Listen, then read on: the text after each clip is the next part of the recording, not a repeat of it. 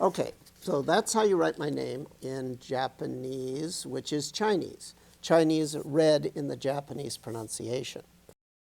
The Sino-Japanese readings are Shinzen, but in standard Mandarin Chinese, the characters are pronounced Zhen Shan. In Sino-Korean, it would be Chin Sun, and in Sino-Vietnamese, it would be Zhen Tien. Written the same, means the same, but pronounced differently, depending on the region of East Asia. What happens is when you become a Buddhist monk, they give you a Dharma name, just like if you become a Christian monk or a nun, you get like a religious name. So my teacher, before he made me a Buddhist monk in 1970, just before the ceremony, he came up to me with this slip of paper and he said, this is the Dharma name I'm going to give you, and I want you to use it, keep it, make it your name that you'll use for the rest of your life. But I want to know, are you okay with this name? So I look at the piece of paper and I pretty much freak out. See, Chinese, written Chinese jumps off the page if you can read it, okay? Because it's iconic and it's graphic, okay?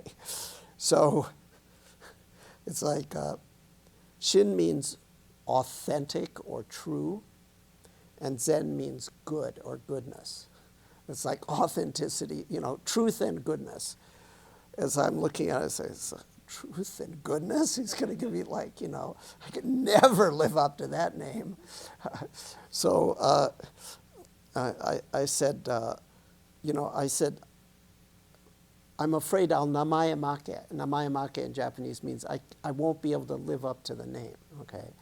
And he said, never mind that. Is it okay? Are you willing to take this name? I said, well I guess so, So hence the name. What he meant to convey to me was many levels of meaning simultaneously, as is possible with the Chinese characters. On one hand, he was saying, I'm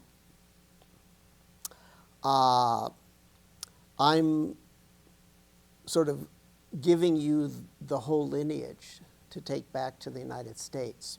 Because the Zen, by the way, this is not the Zen of Zen Buddhism. There's a good example, see.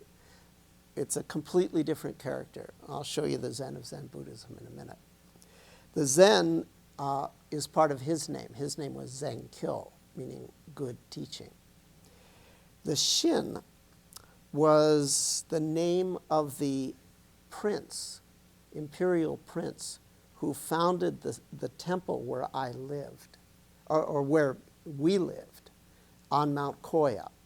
It was 1,000 years old, and Prince Shinyo, written with this, was a son of an emperor who started this particular site on Mount Koya about 1,000 years ago.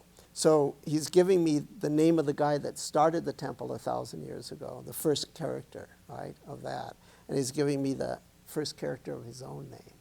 Sort of saying, okay, here's 1,000 years of lineage to carry back to the United States. Now, in addition to the intrinsic meaning, there's this all this other level of responsibility and etc. Prince Shinyo, Shinnyo. You can look it up in the Wikipedia. Very interesting person. He was the first Japanese. We're talking 9th century AD. Okay, so over 1,000 years ago.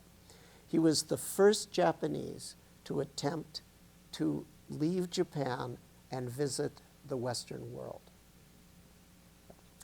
Many, many Japanese for centuries had gone to Korea and China itself to study. But because the lineage of practice is Shingon, and that is an Indic lineage, the lineage I was originally ordained in, it's Vajrayana actually.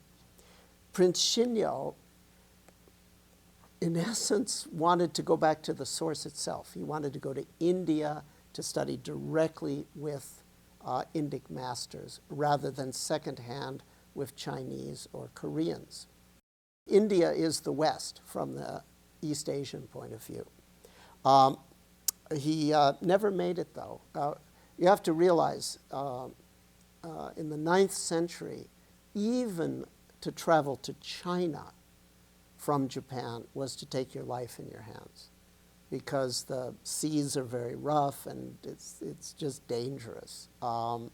So it was actually a pretty outrageous notion to be able to travel, given the primitive and dangerous conditions and the unknown conditions, to be able to travel from Japan to India. And indeed, it was not feasible. He was killed in the Singapore area, Malaysia area. Never got any further. Anyway, just a little bit of history. But then there's another whole level of meaning, which is this represents the twin pillars of the universal spiritual path around the world, because the truth or the authenticity piece, that stands in the Buddhist tradition for the wisdom. In the Taoist tradition, somebody who had realized the Tao, who had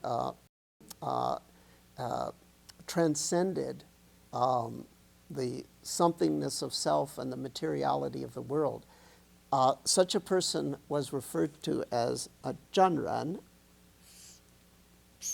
That's the Taoist term for an enlightened master. Very simple, authentic person. This implies sort of get over yourself in the world. The Shan is ordinary goodness, okay, in the sense of a mensch, a good person, okay? It's improvement, both in terms of improving your shila, your personal character, and in terms of improving the world through bodhisattva service is implied by this character. So an ordinary good person, what we might colloquially call in North American English a mensch from the Yiddish, okay, is called a shanran. Okay, so what he was basically saying is, like, I give you a name that exemplifies the essence of the path.